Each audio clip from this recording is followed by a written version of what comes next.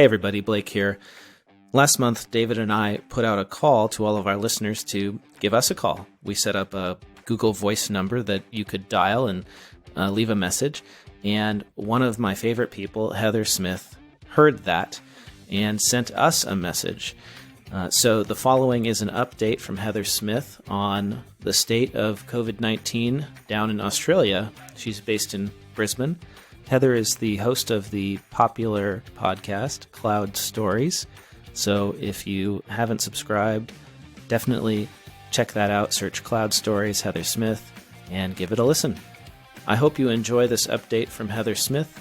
And if you want to leave us a message, you can dial us, call 202-695-1040, and leave a message. We'll take a listen, and maybe we'll even play it on the air. And now, over to Heather Smith. Hey, Blake, David, and the Cloud Accounting Podcast listeners, it's Heather Smith here, and I'm dialing in from Brisbane, Australia. For us here in Australia, COVID-19 is coming off the back of the unimaginably terrible bushfires. We had over 11,000 bushfires burning 5.4 million hectares of land, killing over 1 billion animals.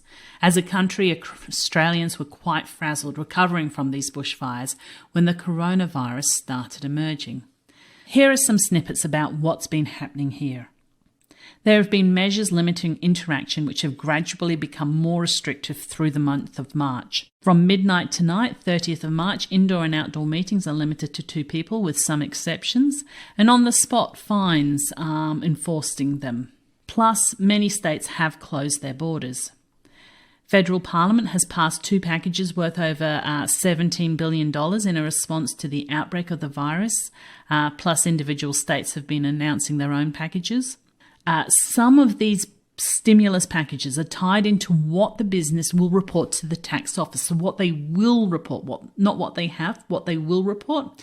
So they're somewhat open to manipulation. In simple terms, the higher the payroll reported, the higher the stimulus received. So while I'm sure anomalies will be investigated, you can imagine businesses are trying to optimise the outcome. There'll be a moratorium on renters being evicted for the next 6 months, and they're also looking at that for commercial renters too. Unfortunately, lots of staff are being laid off. Qantas laid off 20,000 people, Virgin Australia laid off 8,000 people.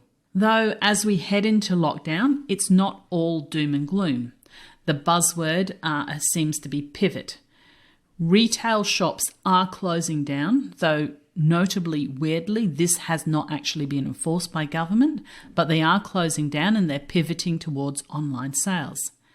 Cafes are pivoting to offer takeaway meal packs, and cafe owners have told me, some of them have told me they've never been as busy as they are now.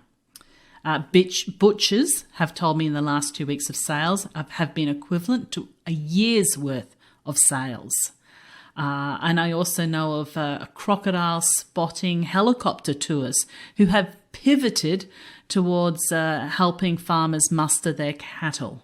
And also some lovely news, our animal shelters have reported all animals have been fostered, with 3 times the applications to available animals being submitted. So that's our RSPCA, our Royal Society of Prevention of Cruelty to Animals. So that's lovely. Accountants and bookkeepers are trying their best to keep on top of news, what is fact, what's speculation, while supporting clients as best they can, while sort of the framework underneath them keeps shifting. They are exhausted. They are under a great deal of strain. They're working very hard to try and support their clients. For me, like many modern accountants, I'm quite comfortable working entirely online. I've been proactively engaging in self-isolation since mid-March. Entering my 3rd week now, my family too are also working from home. So within my community, I know of more people who've committed or attempted to commit suicide in the last fortnight than who actually have coronavirus. I've been running online community chat group every afternoon at 4 p.m. for our community to come along and decompress and share their day. So what I'd like to sort of leave with, as well as the stay at home and be safe, Please call, FaceTime, Zoom, or connect with everyone, your family, your friends, your neighbours, your business owners, and check that they're okay. And take care. Remember to breathe.